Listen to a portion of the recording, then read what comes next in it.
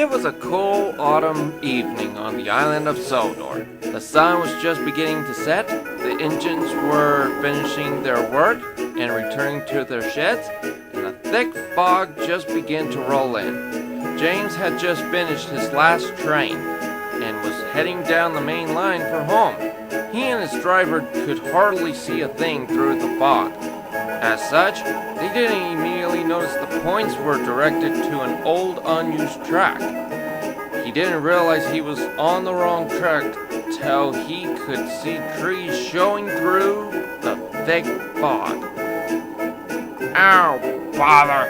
What silly things single men are for bringing me to a forest I don't even recognize. Easy now, James. I'm sure this one was an accident and didn't mean to put us on this part of the line. Well, it better be an accident. If Miss Topham hears about this, he'll definitely get what's coming to him. And honestly, why can't she just take down these abandoned rails or just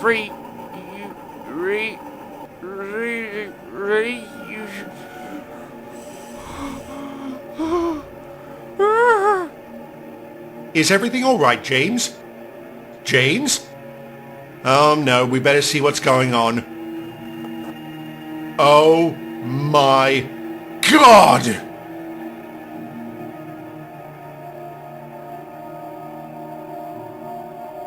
Oh dear Lord, what's sick with crap an engine like that?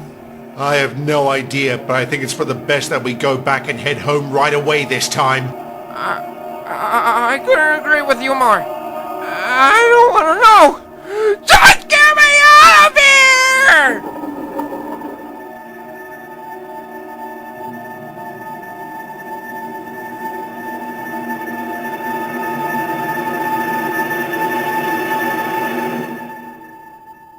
When he finally made it to the sheds, the other engines could tell that something was wrong by just looking at his pale face. Gordon was the one who broke the silence. I say, James, with that look on your face, which is quite rare to see from you, it's as if you've seen a ghost.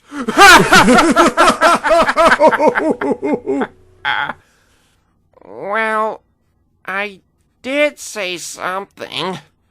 What? Has Gator come back to scare you in the fog again? No, it's much worse.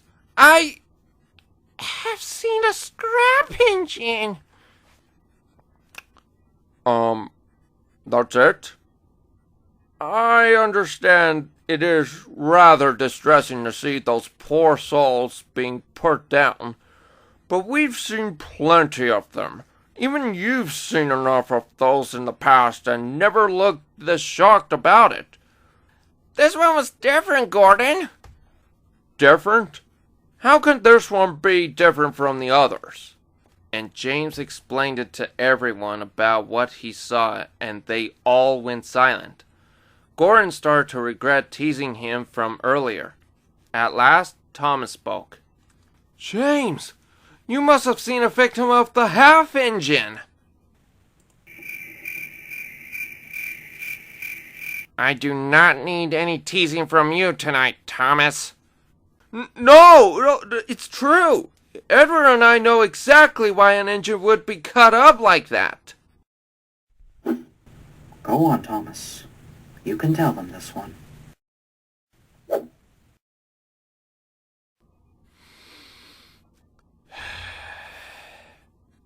A long time ago, before the Northwestern Railway was an established company, there was an engine who was brought in to help build the railway, along with myself and some others.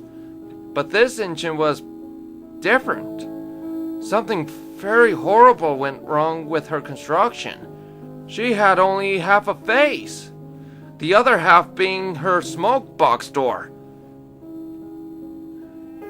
We could barely understand what she was trying to say. Maintenance on her was a nightmare to watch and listen to. And through all of this, she was in an immense, excruciating pain. Her cries and wails for the pain to go away were so horrid that me and the other engines could hardly stomach it. But the worst of us and even the crews thought it was a great joke. This would be enough to boil all of it inside of her, and one day, she changed for the worse. Her behavior became more violent. She would berate even the ones who felt pity for her, snarling and growling in anger like a wild animal. And to make things worse, she would always venture out of the sheds and down a heavily forested line, coming back and talking of nothing but how we will all perish in her barbed, barely identifiable speech. Some of us, myself included, began to believe she had become possessed in all of her suffering, seeking any way to be rid of her deformity.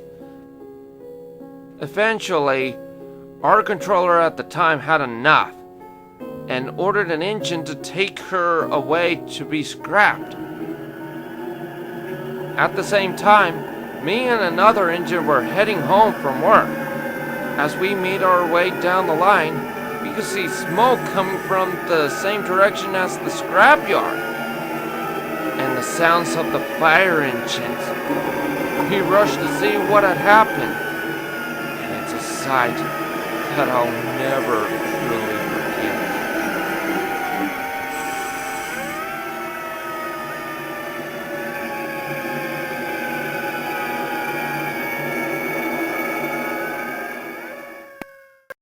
The engine that was supposed to take her there was burned, and yet only half of him was still standing. No one could find the other half, and we all figured it could be the half engine herself. We've never seen her since that day, but now it seems that her spirit is still roaming around, even if we can't see her. All the engines went silent and felt disturbed by Thomas's story. Well, everyone except for Gordon. Ha! Rubbish! Do you all actually believe in a story like that? Especially from a cheeky engine like Thomas? Look, James, what you saw was likely not as strange as you think. The fog must have just played tricks on you and made you think you saw a scrap engine cut in half. Gordon, I'm being serious. The half engine is real. I saw it with my own eyes. And you shouldn't joke about her. But Gordon still didn't believe him. Yeah, whatever you say. Just like all the other stories you told us. Now, if you excuse me, I need my beauty sleep for tomorrow's express run. Good night. While it was easy for Gordon to sleep that night, the others found it very difficult to sleep at all. Mostly for Thomas and James, who had to witness two different victims from the same killer engine. The next night, Gordon was making his way home with some empty coaches after his last train for the day. But once again, the fog rolled in, and it was even thicker than the night before. But that didn't stop him as he continued rolling down the line. While he didn't believe in Thomas's story about the half engine, the thought of her still roamed through his mind. Thomas has always been a cheeky little trickster. Why should I believe in such a thing? Just then, he saw a red signal up ahead, so he had to stop. Both Gordon and his crew were very confused. Huh, that's odd. There shouldn't be another engine passing by at this time of night. Let's go talk to the signalman and see what's going on, Gordon. You stay here until we get back. You too, Charlie? Don't worry, we shouldn't take long. The driver, fireman, and guard walked up to the signal box to have a conversation with the signalman, leaving Gordon all alone in the fog and no one to talk to but himself. He couldn't help but continue complaining about Thomas's story. Stupid Thomas and his story about the half engine. What other rubbish can that cheeky blue purple could come up next? Hello? Who's there? But only a scream came out as a reply. And what happened next was something he will never forget.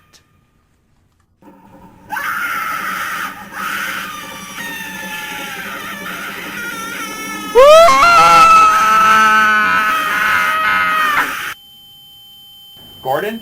Gordon! Gordon! Oh no, we've been gone for only 10 minutes. What happened? Thomas was right. The half engine is real. What? The half engine? What are you talking about? Guys, you may want to see this.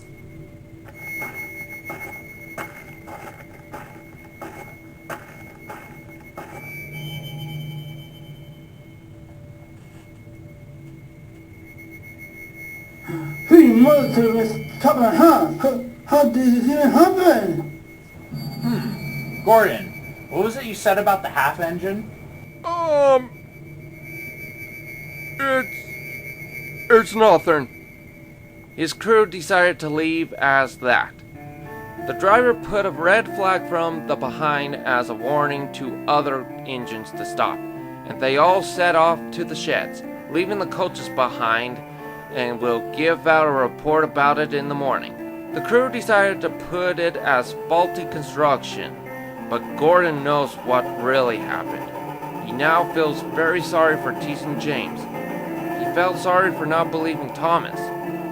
But most importantly, he felt sorry for not believing in the existence of the half engine.